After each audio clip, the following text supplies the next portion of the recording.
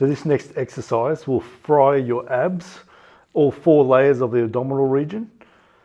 It'll increase flexibility in your hip flexors without you needing to stretch them. It'll also strengthen the hip flexors at the same time. And the biggest thing that it does, it reorients a double rib flare, which are the ribs sitting out like this. That happens in the PEC pattern.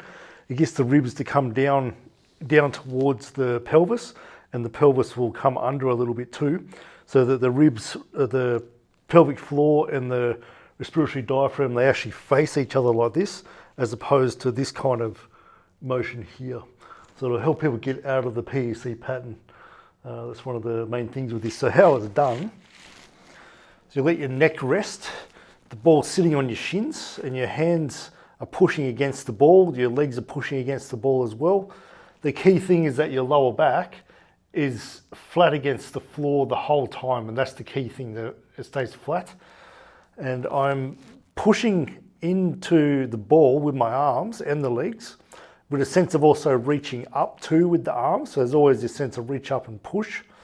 And then I'm breathing in through the nose, just a comfortable breath. The neck's staying really relaxed. So I'm not going, not this kind of breath. It's just nice, easy, silent breath in. Then as I breathe out through the mouth, like you're fogging up a mirror.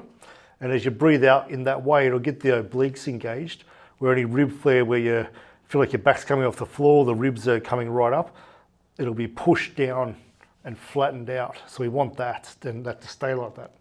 So I'm breathing in, aiming to get all the air out.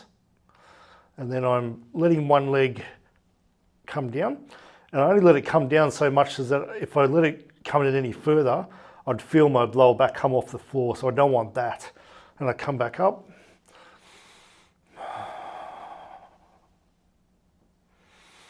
So when you first start, you may be just touching your heel with your leg quite bent. That's totally fine. Then over the course of a few reps and sets, you'll find that the leg can go lower or become straighter. If when you do this, you feel like your neck's getting tight, push more with your legs. And if you feel like your hips are getting really tight, push more with your arms. That's really key. And we're doing 4 sets, 5 to 10 reps each leg. And how you can progress this is keeping all the same mechanics we just worked on. As you straighten out the left leg, for example, the right arm comes off the ball. And I'm keeping the lower back flat.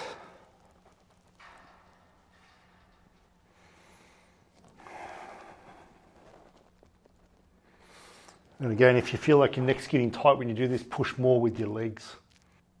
And again, 5 to 10 reps each leg, 4 sets. A way you can check if this exercise is actually helping you beyond just your pains go away is bending your knees up 90 degrees with your body. Resting your head, make sure your shoulders are stacked on each other, you're not laying back like this or forward. Your hips aren't back, so your hips are stacked on each other. So everything's stacked. Support your head with a pillow or your hand. And then, so the idea of this position is that your pelvis is in a neutral position. Can you lift your leg without over rotating either direction so it stays level, parallel to the ground? Taking your leg straight back without arching your back. So you're not trying to arch your back at all. So as soon as your back wants to arch, that's where you stop. And you're aiming to get that leg over time as the PEC pattern is unwound. Your leg will go straight along with your body. And then from there, can you take your knee to the floor without it doing some kind of compensation motion? So that can be very hard for a lot of people to do. And so you can do the before and after test with that exercise. Do both sides, then do the exercise, and then repeat this again, see if there's been any change.